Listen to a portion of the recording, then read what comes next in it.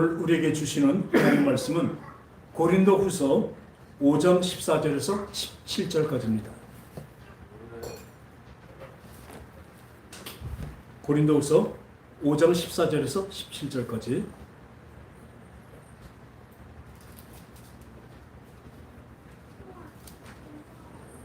우리 한 절씩 교독하겠습니다. 그리스도 사랑이 우리를 강권하심도다. 우리가 생각하건대 한 사람이 모든 사람을 대신하여 죽었은즉 모든 사람이 죽은 것이라. 그가 모든 사람을 대신하여 죽으심은 살아있는 자들로 하여금 다시는 그들 자신을 위하여 살지 않고 오직 그들을 대신하여 죽었다가 다시 살아나신 이를 위하여 살게 하려 하십니다. 그러므로 우리가 이제부터는 어떤 사람도 육신을 따라 알지 아니하노라. 비록 우리가 그리스도로도 육신을 따라 알았으나 이제부터는 그같이 알지 아니하노라. 그런즉 누구든지 그리스도 예수 안에 있는 자들이 새로운 피조물이라. 이전 것은 지나갔으니 보라 새 것이 되었도다. 우리 17절 다시 할까요? 시작. 그런즉 누구든지 그리스도 안에 있으면 새로운 피조물이라. 이전 것은 지나갔으니 보라 새 것이 되었도다. 할렐루야. 오늘 이 말씀에서 전전주에도 바로 이 본문을 했을 겁니다. 그때는 그리스도의 사랑이 우리를 강권하시는도다. 우리가 하나님을 믿고 따라가는 것에도 우리의 힘으로 우리의 노력만으로는 안 됩니다. 왜냐하면 그분은 영이시기 때문에 어쩌면 차원을 말하면 5차원의 세계에 계십니다. 그럴 때는 우리 3차원의 이 유한한 이 공간에 있는 우리는 그분을 만날 수도 없고 그분을 섬길 수도 없습니다. 그래서 그분이 내려오셔서 자신을 계시하셨습니다. 그리고 이제는 그분의 사랑이 우리를 강권하십니다. 어떻게 강권해요? 거룩한 데까지 인도하신다는 것입니다. 하나님의 그 성품까지 인도하신다는 것입니다. 그리스도 사랑이 우리를 강권하신도다. 근데 생각해보니까 어떤 한 사람이 모든 사람을 대신해 죽었은즉 모든 사람이 죽었습니다. 같이. 그러나 그가 모든 사람을 대신해 죽으시면 살아있는 자들로 하여금 다시는 그들 자신을 위해서 살지 않고 이제는 대신 죽으신 예수 그리스도를 위해서 사는 것입니다. 우리가 그분이 우리를 다시 살려주셨기 때문에 예수 그리스도께서 십자가에 죽으심을 우리 같이 죽고 거기서 다시 부활 살리셨기 때문에 대신 죽으셨기 때문에 우리를 살리셨죠. 그러니까 이제부터는 우리 자신을 위해서 사는 것이 아니라 이제 누굴 위해서 살아요? 내 죄를 대신해서 죽으셨던 분, 다시 살아나신 그 예수 그리스도를 위해서 사는 것입니다. 그러니까 우리가 주님 얘기하면서 주님은 무엇입니까? 나의 주인이십니다. 더 크게 말하면 나의 거룩한 아버지시죠. 근데 여러분들 주님이라고 하면서 진짜 주님을 섬기십니까? 주님을 섬기십니까? 주님을 주인으로 섬기십니까? 그러면 어쩌면 이렇게 살지 않을 것입니다. 그분을 위해서 산다고 합니다. 이제는 내가 내 것이 아니라 그분의 것입니다. 그래서 어떻게 되냐면 그런즉 누구든지 그리스도 예수 안에 있는 자 있으면 새로운 피조물이라. 이전 것은 지나갔으니 보라 새 것이 되었도다. 옛 것입니다. 옛사람. 원래 예수 믿기 전에 하나님 안에 있기 전에 옛사람입니다. 죄와 허물로 물들어 있었고 또 결국은 어떻게 돼요? 멸망으로 갈 수밖에 없는 우리 인간이었습니다. 그 인간을 예수 그리스도의 보혈로 우리를 깨끗이 씻기시고 죄를 대신해서 죽으셨고 또한 부활하시면 우리를 부활시키셨습니다. 우리 이제 뭐예요? 의의 옷을 입은 겁니다. 내가 입은 게 아니라 그분이 입혀주신 것입니다. 그분이 피의 공로로 값있게 그 피값으로 우리를 사셔서 우리에게 의의 옷을 입혀주신 것입니다. 그러므로 그리스도 안에 있으면 새로운 피조물이라. 따라합시다. 이전 것은 지나갔으니 새 것이 되었도다. 우리는 새롭게 만들어진 것입니다. 그냥 이렇게 조금 고치신 게 아니라요. 잘 보세요. 고치신 게 아니라 뭐예요? 새롭게 창조하신 거라고요. 여러분 분명히 아시기 바랍니다. 그리스도 예수 안에 있으면요, 새로운 피조물이 된 겁니다. 새로 창조가 된 거라고요. 그냥 만들어진 것이 아니라 새롭게 창조가 된 것입니다. 옛것은 지나갔으니. 오늘은요, 그 존 메가더 목사라고 계십니다. 복음으로는 아주 대단한 분이에요. 그분이 대단한 게 하나님이 그분을 대단하게 쓰셨죠. 성령에 감동된 말씀들을 설교를 참 잘하셨습니다. 근데 그분이 2025년 7월 14일 날 소천하셨습니다. 그래서 그분 거를 보다가 진짜 우리도 꼭 듣고 누구든지 꼭 듣고 다짐하고 어떤 감동받고 감동만 아니라 온전히 은혜 받는 그런 설교가 있습니다. 그래서 오늘은 그 설교를 우리 성도님들에게 전해드리겠습니다. 아멘?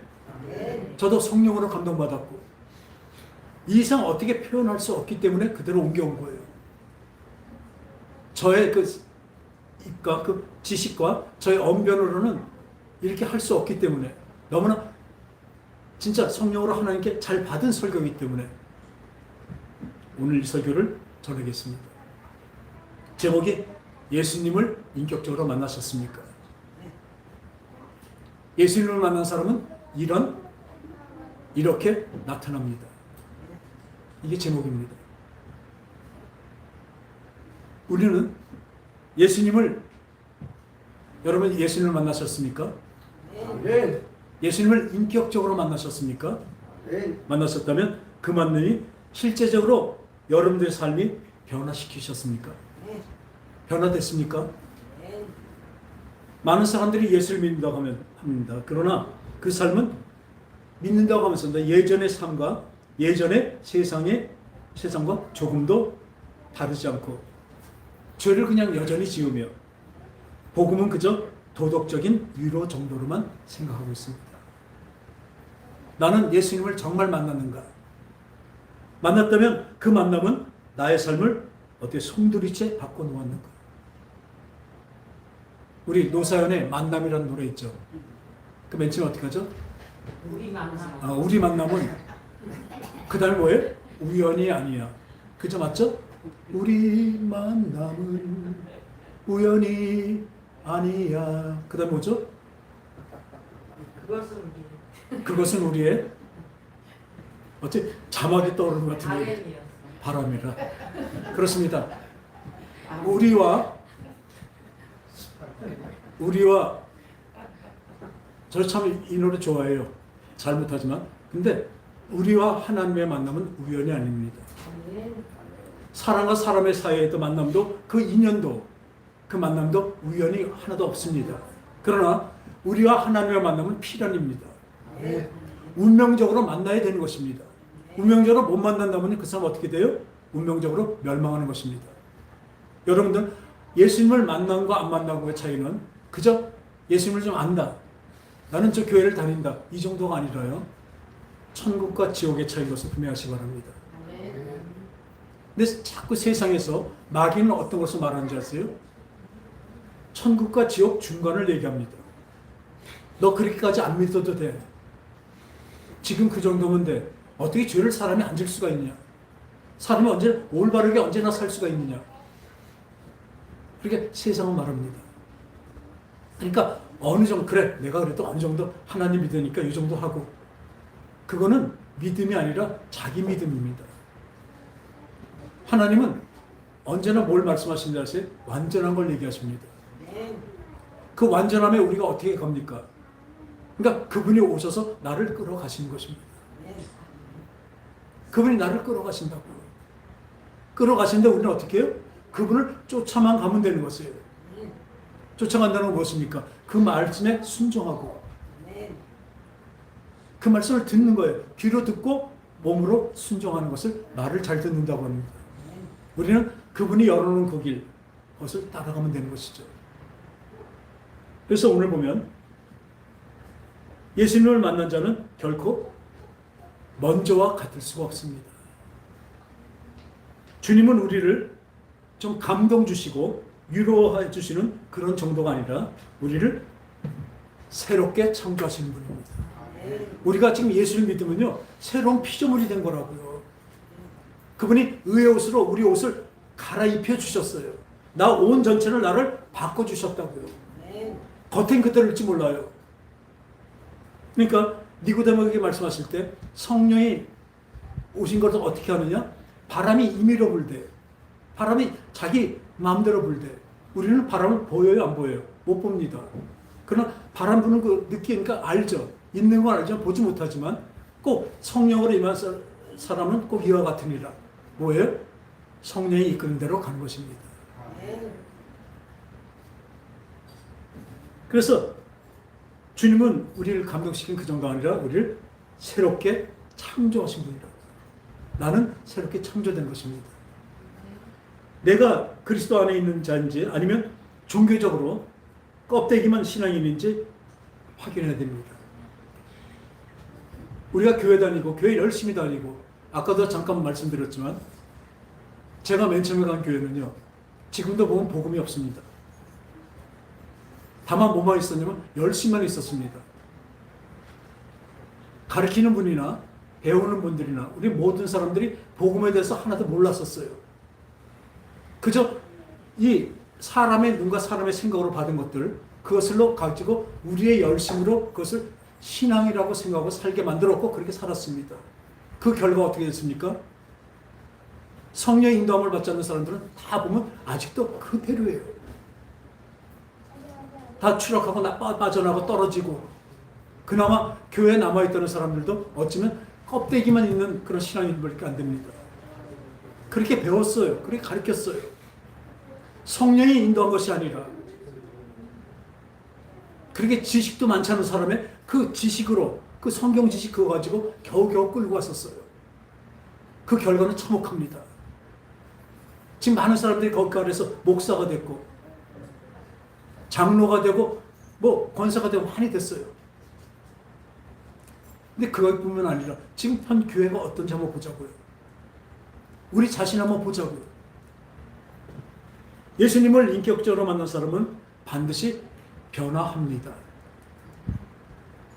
변화해야 되는 것이 아니라 변화됩니다. 피할 수 없는 결과입니다. 사람은 절대 거룩하신 하나님을 만나고도 이전과 똑같이 살 수가 없습니다. 예수님을 만났다면 이전같이 살 수가 없습니다. 하나님과의 참된 만남은 그 사람의 중심을 흔들고 삶 전체의 방향을 바꾸기 때문입니다. 회개 없는 복음이 없고 변화 없는 만남이 없습니다. 우린 여기서 아까 말한 그 교회가 여기서 놓친 것입니다. 진짜 예수님을 만났다면 회개가 있습니다.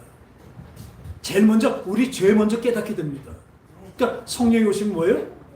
죄에 대해 의에 대해 심판에 대해 너를 책망하리라 하십니다.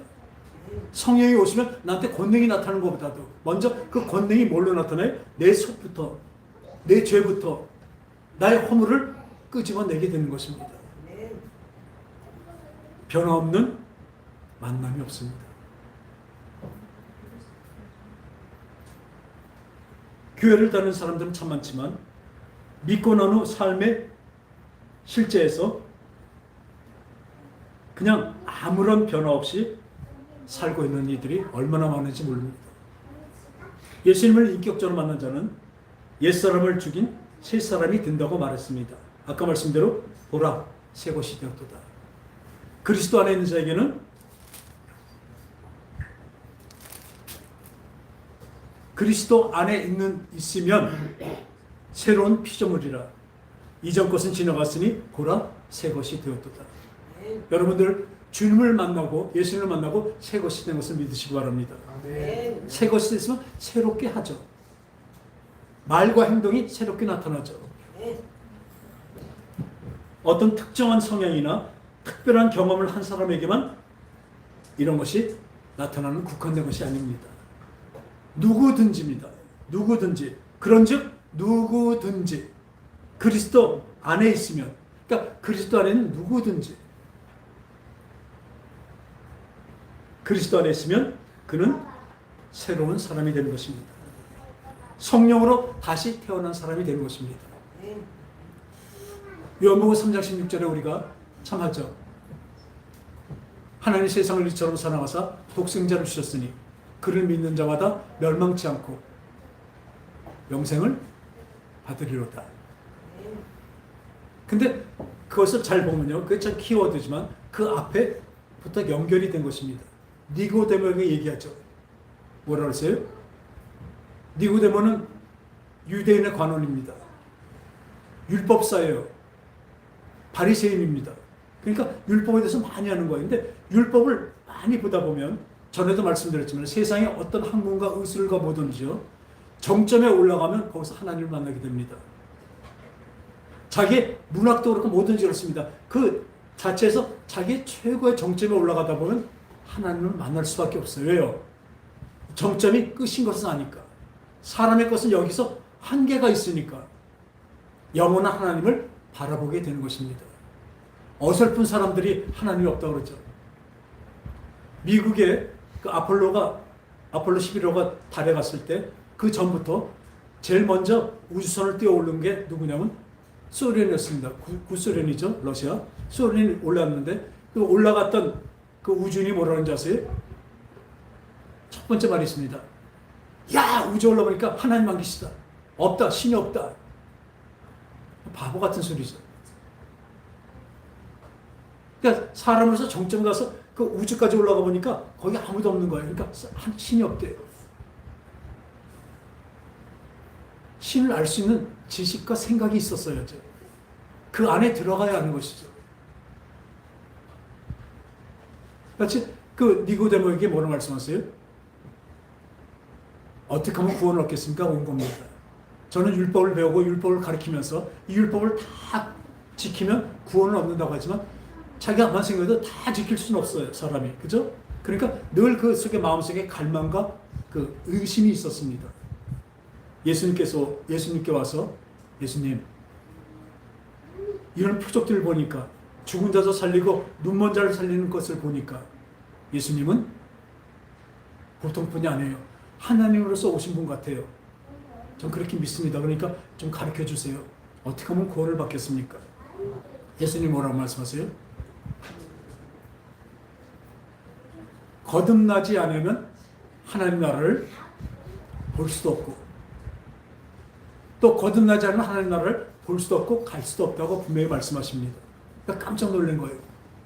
아니 하늘나라 가는 게 우리가 목적인데 거듭나지 않으면 그렇다니까. 거듭나면 어떻게? 내가 엄마 뱃속에 다시 들어갈 수도 없는데 어떡하죠? 그랬더니 예수님께 말씀하십니다. 물과 성령으로 거듭나지 아니하면, 물과 성령으로 거듭난다고 말씀하십니다. 물은 무엇입니까? 말씀, 성령.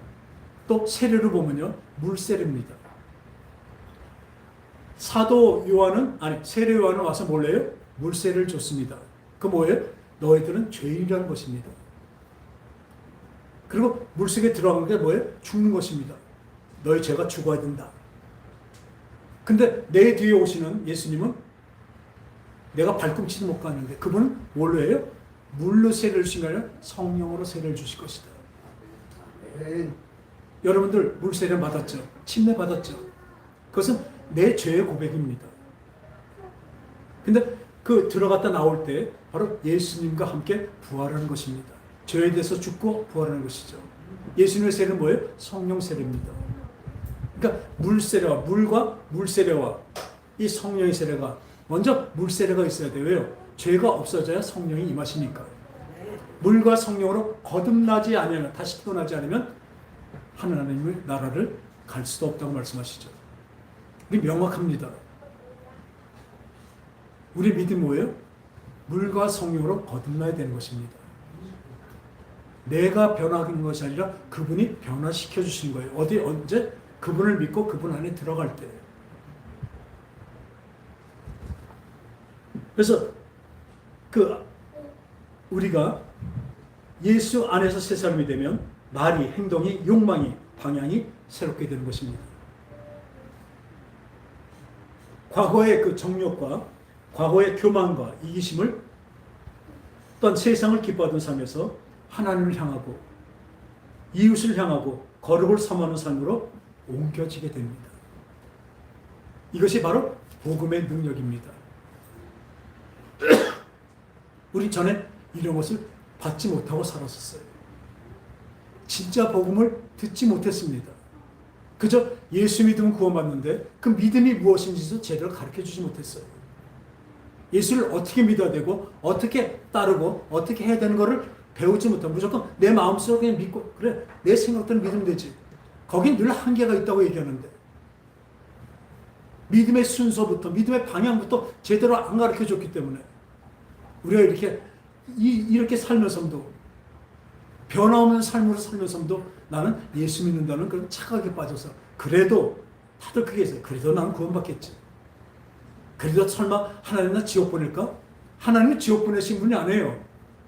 하나님 천국으로 옮기시는데 거기서 탈락한 자들이 지옥으로 떨어지게 되는 거죠. 하나님은 한 사람도 지옥 가기를 원하시지 않으십니다. 저도 마찬가지죠. 그런데 자기가 떨어진 건 어쩔 수가 없잖아요. 이 복음의 능력의 이 변화는 성경 전체에서 나타납니다. 모세는 광야에서 떨기나무 가운데 임하신 하나님을 만났습니다. 그 결과 어떻게 됩니까? 이집트 왕자에서 쫓겨난 도망자가 되어서 40년 동안 그 광야 생활을 하다가 목동의 생활, 그 생활을 하다가 진짜 이스라엘의 목자로 바뀌게 됩니다.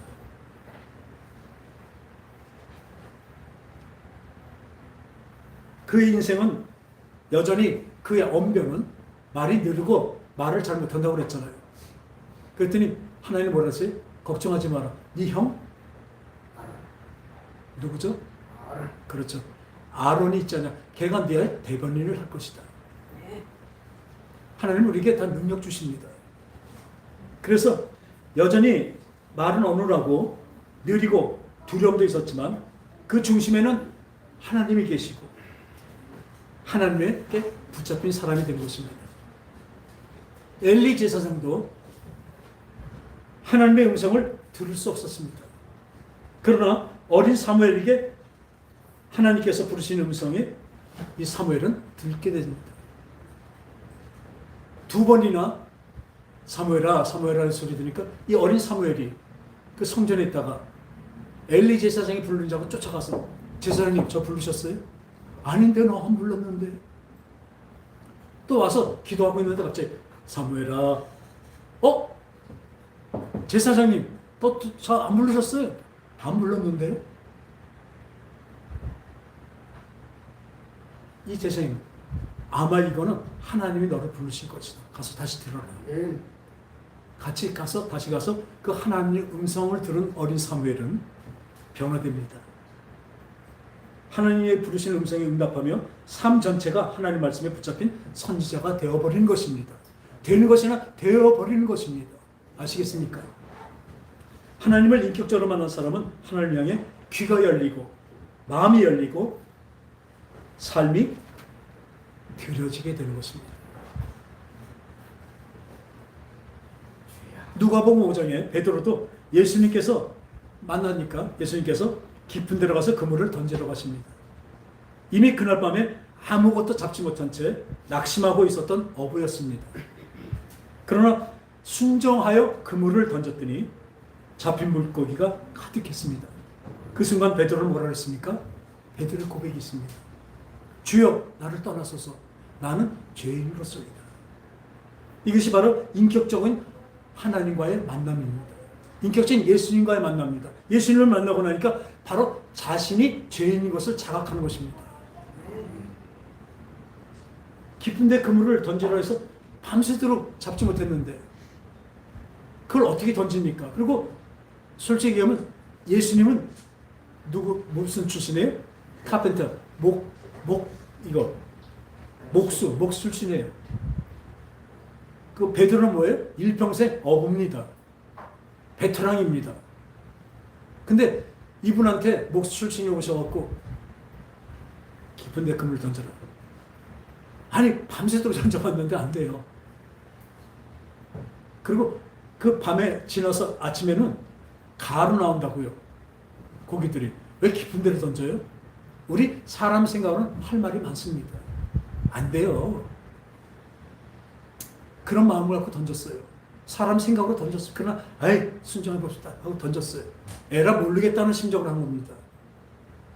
근데 가득 잡히는 고기를 보고 그물이 찢어질 정도예요. 그러니까 옆에 친구들 배까지 불러서 같이 올리는데 그물이 찢어져요. 근데 여기 잘 보시면요.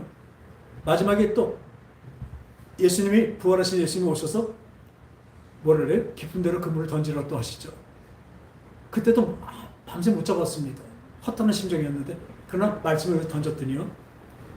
큰 고기가 몇 마리? 모남이 153이죠. 모남 옆에 153이 그 사람이 예수 믿는 사람이라 그때 잡힌 물고기가 큰 물고기 몇 마리예요? 153마리입니다. 그래서 모노미 볼펜 153이라고 적은 거예요. 그 물고기가 153마리를 하는데 그때는 뭐라고 쓴지 아세요? 그물이 찢어지지 아니하니라 말씀하십니다. 앞에는 하나님의 말씀만 있었고 이때 뭐예요? 예수님이 성령으로 인도가 된 거기 때문에 성령으로는 완전해진다는 것입니다. 오늘 그러니까 베드로가 뭐래요? 주여 나를 떠나소서. 나는 죄인으로서이다. 왜? 내 생각대로만 살았거든요. 근데 이제 주님을 딱 만나고 예수님의 그 말씀을 듣고 확인을 하고 보니까 만난 거잖아. 예수를 만나고 보니까 대뜸 내가 야 어쩔 수 없는 죄인이구나. 이 죄를 누가 내 죄를 씻어줄 수 있을까? 나 같으면 떠나소서. 나는 죄인으로서이다. 전 이 말씀이 참 이해가 안 돼요. 고기 잡는 거 뭐 의심해서 그런 건가? 그렇게도 들었거든요, 설교를. 근데 보니까 그게 아니에요. 근본적인 얘기예요. 자기 죄가 깨달아진 것입니다. 진짜 예수님을 만나고 나면요, 지금 나의 행실이 잘못된 것을 깨닫게 돼요. 성령이 오시면 알게 되는 것입니다.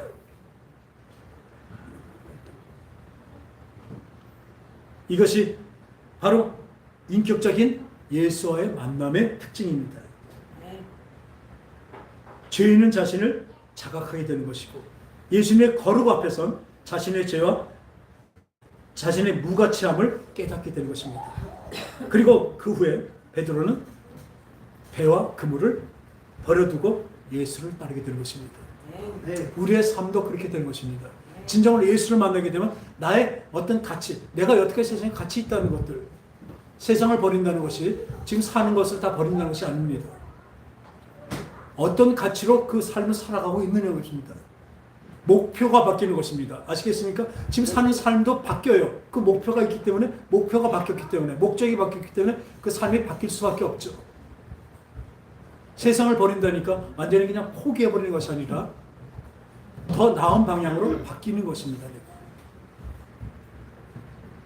요한복음 5장에 보면 사마리아 여인이 나옵니다. 사마리아 여인도 예수님을 만났습니다. 예수님 뭐라고 하세요? 나에게 생수를 다오, 물을 다오. 아니 당신은 유대인이고 남자인데 어떻게 사마리아의 여인, 그러니까 사마리아 사람들을 유대인들은 어떻게 알고 있냐면 딱 한마디입니다. 개같이 알았습니다. 블랙 미안하다. 개같이 알았습니다. 사람을. 그리고 사마리아 사람인데, 그리고 유대인들이 보면 이 성경에 보면요, 사람 숫자를 실 때 5,000명이라 그러면 남자 숫자입니다. 그것도 성년된 사람들. 어린아이와 여자들은 뺐습니다, 언제나. 그러니까 5,000명을 오병이어로 먹였었다 그러면 그건 2만 명이 되는 것입니다. 그러니까 사마리아 여인한테 유대인, 어제 멀쩡한 사람이 와서 물 달라고 그러니까 말을 거니까 당신은 유대인으로서 어떻게 사마리아 여인한테 나한테 이렇게 물을 달라고 합니까? 말을 겁니까? 그거예요. 어떻게 나하고 관계, 상대를 하십니까? 그랬더니 대뜸하십니다. 내가 주는 물을, 그 생수를 내가 알았더라면 네가 나에게 도리어 달라고 했을 것이다. 아니, 물기를 이것도 없고 아무것도 없으면서 뭘 어떻게 물을 먹는다고 합니까? 그랬더니 대뜸 말씀하시죠. 내가 주는 물을 마시면 이 물은 먹어도 금방 목마르느냐? 내가 주는 생수를 먹으면 어떻게 영원히 목마르지 아니하라. 그럼 그 물 좀 나눠 주세요. 그 물을 줘서 나도 물 들어오지 않게 해주세요. 이 고생하지 않게 해주세요. 그랬더니 예수님 말씀하셨죠. 네 남편을 데려와라. 전 남편이 없습니다. 그래, 네 남편이 어떻게 5이 있었으나 지금 남편도 네 남편이 아니다. 많은 사람들은 거기에서 아주 좀 방탕하고 추악한 여자로 보고 있어요. 근데 그렇지 않습니다. 이건 율법을 얘기하고 있는 것입니다. 율법에는요, 아들이 6이 있는데 첫째 아들하고 결혼했는데 거기서 남자를 생산하지 못해 첫째 아들이 죽어요. 그러면 그 다음에 둘째 아들한테 다시 같이 삽니다. 근데 둘째 아들도 못해요. 계속 죽으면 계속 자손을 낳기 위해서. 그러니까 이스라엘 역사는 뭐예요? 예수님 오실 때까지 그것을 잇는 거죠. 계대를 하기 위해서. 그걸 계대 혼인제도라고 그래요. 이 여자는 뭐예요? 율법으로 지켜서 구원을 얻으려는 율법의 상징입니다. 그러니까 지금 남편도 네 남편이 아니라는 거예요. 율법으로 니네들이 구원을 받을 수가 없다는 것이죠. 그 뭐예요? 예수님이 주시는 생수를 받아야 사는 것입니다. 그랬더니 그 다음부터 바로 예배에 대해서 물어보죠. 그럼 예배는 어디서 드리죠? 왜 예배예요? 생명의 생수라니까. 그 생수를 받는 것이 어디서 나와요? 예배에서 나온다고 생각했습니다. 죄사함하는 제사에서 나온다고 생각한 거죠. 그러니까 예배를 물어보는 것입니다. 어떤 분들은 그 방탕한 여인들이 갑자기 자기가 지적당하니까, 예수님이 이렇게 지적하신 분이니까 너 6명이나 남편이 있으면 아주 환영 영 아니야? 그러니까 얼른 예배요 이렇게 돌리시니까 예수님도 그거 알고 얼른 예배에 대해서 얘기하셨다는 그렇지 않죠. 사람 생각이고요. 그러니까 그럼 생수는 어디서 나오냐? 예배에서 나오는 것이 아닙니까? 그럼 예배는 어떻게 드립니까? 예수님 말씀하셨죠. 그 사마리아는 그 산에서 드리고 이스라엘 사람들은 어디서 드려요? 예루살렘에서 지내죠. 그러니까 장소와 시간이 아니라는 것입니다. 영과 진리로 드리는 예배가 그때가 바로 그때 그것이 참 예배라는 것이죠. 지금 우리 이 예배도 마찬가지입니다. 이 주일 예배도 이 예배에 모여서 나왔지만 이 예배가 영과 진리로 드려질 때 그게 참 예배가 되는 것입니다. 진리의 영, 성령으로 드려질만이 예배입니다. 저는 분명히 말씀드립니다. 성령으로 드리는 예배가 우리 예배가 그러라고 저는 믿습니다. 그렇게 간절히 구하고 기도합니다. 예배 기쁨으로 참석하시기 바랍니다. 예배는 자꾸 의무로 생각하니까 사실은 나오기 힘듭니다. 그러나 여러분에게만 특정된, 여러분에게만 특별히 허용된 이 예배의 자리라는 것을 여러분이 믿는다면, 이 귀한 자리라고 믿는다면 여러분들은 주일날 나올 때 기쁨과 감사로 나올 것입니다. 억지로 나오지 않죠.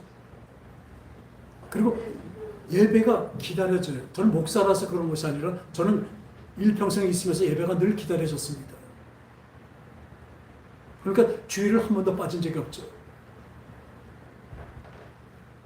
그건 제 자랑이 아니라 성령께서 이렇게 인도하신 거예요. 늘 기쁨이 있습니다. 오늘 주님을 공식적으로 만나는 자리에 어떻게 안 나가겠습니까? 나를 사랑하시고 나를 죽기까지 사랑하신 예수님께서, 이 주님께서, 그 하나님이 나를 만나자고, 공식적으로 함께 만나자고 한 이 주일 예배를 어떻게 빼겠습니까? 달려나올 때 힘차게 달려나오죠. 저는 그 전날부터 여태까지 그러면 차까지 닦습니다. 몸과 마음뿐만 아니라 매주 토요일 날은 차를 닦는 날입니다. 왜요? 주님 앞에 나오는 날이니까. 늘 함께 계시지만 공식적으로 함께 너의 예배를 받겠다고 공식적으로 만든 그날, 이 주일날을 어떻게 빠집니까? 남들을 받지 못하는 귀한 자리인데 그 특권을 왜 안 누리겠습니까? 여러분, 주일 예배가 기쁨과 감사가 넘칠 것입니다.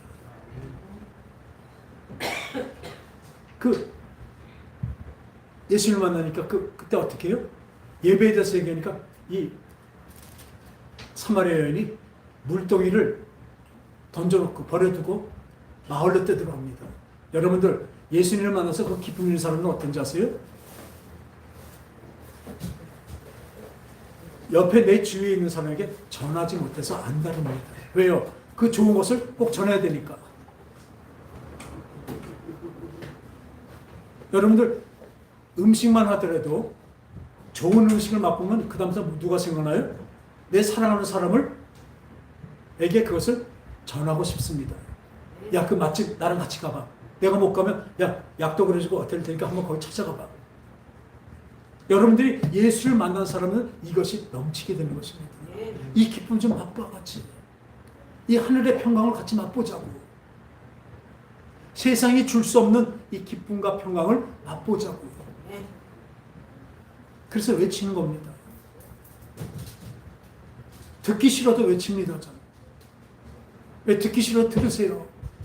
그것이 여러분에게 진짜 옛날에 말한 대로 뭐예요? 어른 말 들으면 자다가도 떡이 떨어진대요. 맞습니다.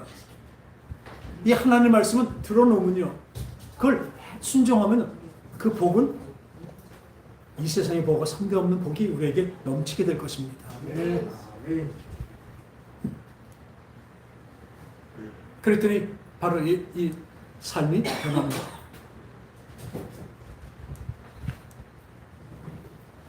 지금도 이 예수님과 만남 사이에 그 후에는 나에게 변화가 있었는가? 여전히 나의 삶을 고집하며 죄를 사랑하고 주님보다 세상을 더 의지하고 있는 것이 아닌가? 예수님을 만난 사람은 세상을 이제 더욱 이상 사랑할 수가 없습니다. 그 마음 중심에 예수님이 자리 잡고 있으시기 때문에. 우리는 어떻습니까? 우리는 예수님을 만나는 회개가 있어야 됩니다. 이 회개는요, 회개로 주님 앞에 내 마음이 열려 있습니다. 예수님 말씀하시죠. 밖에서 두드리는 그 그림을 보면 내가 문 밖에서 두드리노니 네가 그 문을 열고 나지 맞으면 내가 너와 함께 그 음성을 듣고 문을 열면 내가 들어가 너와 함께 영원히 함께 산다고 말씀하십니다. 예수님은 오늘도 살아계시며 자신을 만날 준비가 있는 이들에게 다가오십니다. 당신이 그분 앞에 마음을 열고 회개에 무릎을 꿇는다면 그분은 반드시 들어오실 것입니다. 그리고 그 만남은 당신을 완전히 새롭게 만드십니다. 옛것은 지나고 새것이 되었습니다. 오늘 그 만남이 진짜가 되게 하여 하십시오. 오늘 그 만남이 오늘 이 시간에 진짜가 되게 하십시오. 그리고 그 만남을 삶으로 증명되게 될 것입니다. 그것이 복음의 열매입니다. 예수님을 인격적으로 만난 사람은 반드시 달라집니다. 그것은 단순히 겉으로 거룩해 보이며 애쓰는 삶이 아니라 그 삶이 하나님의 중심이 하나님을 통해 돌이켜졌고 죄에 대해 눈물이 생기며 말씀에 순종하는 의지가 생기고 세상의 것들을 더 이상 예전 것처럼 매력적으로 여겨지지 않게 되는 것입니다. 복음의 심장을 찌르는 진리며 그 진리는 영혼을 살리는 능력입니다. 우리가 그 복음을 믿고 예수님을 실제로 인격적으로 만났다면 반드시 과거를 끊고 새로운 삶에 우린 들어섭니다.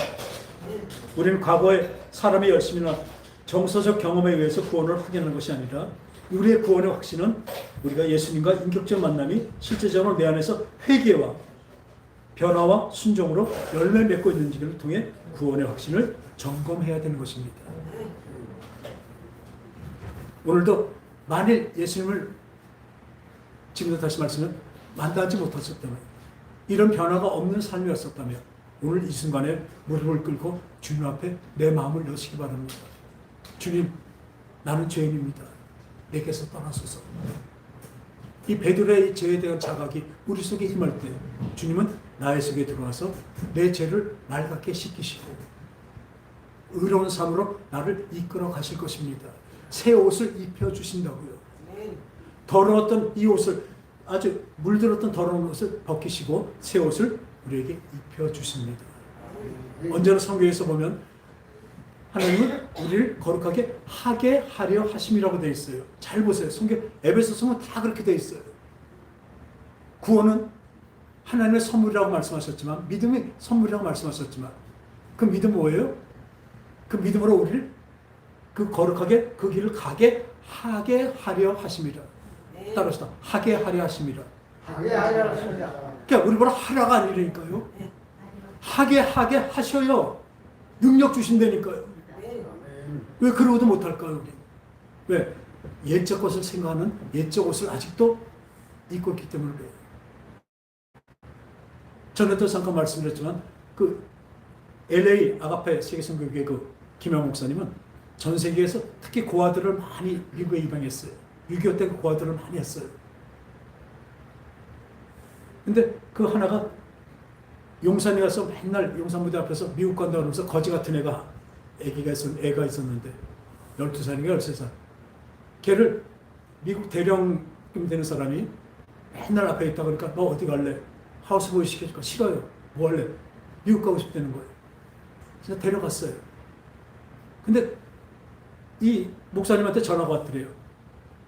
얘 와서 이 양아버지가 됐잖아요. 가서 자는데 좋은 침대도 놔줬더니 얘 침대 밑에 가서 누워있어요. 없어져서 한참 찾았더니 왜 그런가 물어봤더니요. 침대 위에서 푹 주무셔서 잠을 못 자는 거예요. 그동안 거지같이 밖에서 길에서 자고 바닥에 잤는데 그게 적응이 안 되는 겁니다. 여러분 그러지 않을까요 지금? 여러분 영적으로 거지 아닙니까? 하나님을 안 만났으면 여기서 암만 부자고 잘나고 이쁘고 하더라도 건강하더라도 여러분은 거지입니다. 거지의 습성이 있으면요 하나님의 이 복음 안에 들어와서도 진짜 예수님의 주신 그 믿음의 당당함으로 살지 못하고 아직도 세상에 기웃기웃하면서 뭐하면 진다고 그러죠? 부러우면 지는 거예요. 맨날 세상 거 부러워하면서. 그래서 한다면 그 겉모습뿐인 기독교인일 것입니다. 여러분 예수님이 내 안에 있고 내가 예수님을 만난 사람은 어떻습니까? 나의 삶이 기쁨으로 변합니다. 지금 내 삶이 완전히 바뀌어버립니다. 이전에 즐겼던 삶 아닙니다. 삭개오는요 고리대금업자예요. 돈 많이 번 부자예요. 근데 예수님이 오신다고 하니까 어땠어요? 자기가 키가 작으니까 예수님 많이 오늘 근육에서 볼 수 없으니까 그 감람나무 나무 위에 올라가서 예수님을 보려고 합니다. 이게 무엇인지 아세요? 갈망하는 거예요. 예수님을 소망하는 것입니다. 예수님 보고 싶어요. 그리고 이 삭개오는 키가 작으니까 그 나무 위에 올라가서 내려다봐요. 그것이 믿음입니다. 나 주님 만날래요. 주님 따라갈래요. 그랬더니 예수님 뭐라고 말씀하세요? 삭개오야 내려와라. 내가 네 집에 들어가겠다. 그러니까 주위 사람들 뭐예요? 저 예수님은 선지자 같고 대단하더니 어떻게 저 죄인 집에 들어가냐? 아주 저 나쁜 놈한테 들어가냐? 그렇게 얘기했는데 예수님은 들어가시니까 삭개오가 뭐라 말해요? 회개합니다. 나 이제부터 이 짓 안 할 거예요. 내 재산의 반을 가난한 자에 다 나눠줄게요. 그리고 내가 지금 죄를 진 사람들에게 내가 4배를 갚아줄게요. 이런 회개가 나타납니다. 바뀌는 것입니다. 삭개오가 왜 바뀌었어요? 예수님을 만나니까 그렇게 된 거라고. 우리의 삶이 어떻습니까? 지금 내가 예수님을 만났습니까? 예수님을 소유했습니까? 그럼 예수님이 나를 통해서 나타날 것입니다. 예수님이 나를 통해서 나타날 것이라고. 나는 그에게 순종하며 따라가면 되는 것이에요. 그 뒤에는 뭐가 있어요? 진정 하늘의 기쁨과 평강이 있습니다. 두려움이 없습니다. 세상에 어떤 두려움과 뭐든지 몰려와도 예수님과 함께하기 때문에 언제나 든든하고 강건하고 평강이 내 속에 넘칠 것입니다. 이전에 세상 것을 바라고는 세상을 탐하는 것이 아니라 도리어 하늘의 것을 탐하기에 이 세상의 것을 놓는, 나에게 불필요한 것을 놓는, 내 생활을 바꾸는 이런 결단이 우리에서 나타나게 될 것입니다. 기도하겠습니다. 하나님 아버지 감사합니다. 주님의 이 놀라우신 하나님의 말씀이 저를 세워주시니 감사합니다. 예수님을 믿는다고 고백하며 살아왔지만 정직하게 제 마음을 들여다보면 진정한 변화 없이 그저 종교적인 틀 안에서 머물렀던 제 모습을 봅니다. 주님, 제가 진심으로 예수님을 인격적으로 만났는지, 그 만남이 제 삶을 바꾸었는지, 말씀이 제 양심을 흔들고 있습니다. 겉모습이 아니라 중심이 바뀌기를 원합니다. 사람의 시선이 아니라 하나님의 시선 앞에서 진짜 그리스도인이 되기를 원합니다. 성령님, 제 안에 오셔서 저를 새롭게 하소서. 이전의 삶을 버리게 하시고 주님만 따르는 새 사람으로 살아가게 하소서. 죄를 미워하게 하시고 거룩을 사모하는 마음을 부어주소서. 복음을 말로만 전하는 사람이 아니라 삶으로 증명하는 제자가 되게 하여 주시옵소서. 주님, 오늘도 제게 은혜를 허락하소서. 말씀을 듣고도 돌아서지 않게 하시고 이 순간이 내 영혼을 새롭게 만드는 참된 회개의 시작이 되게 하소서. 예수님의 이름으로 기도드립니다. 아멘.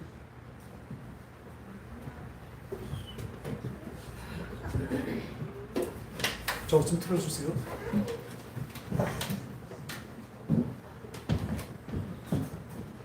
맨 뒤에 새롭게 하소서 있습니다.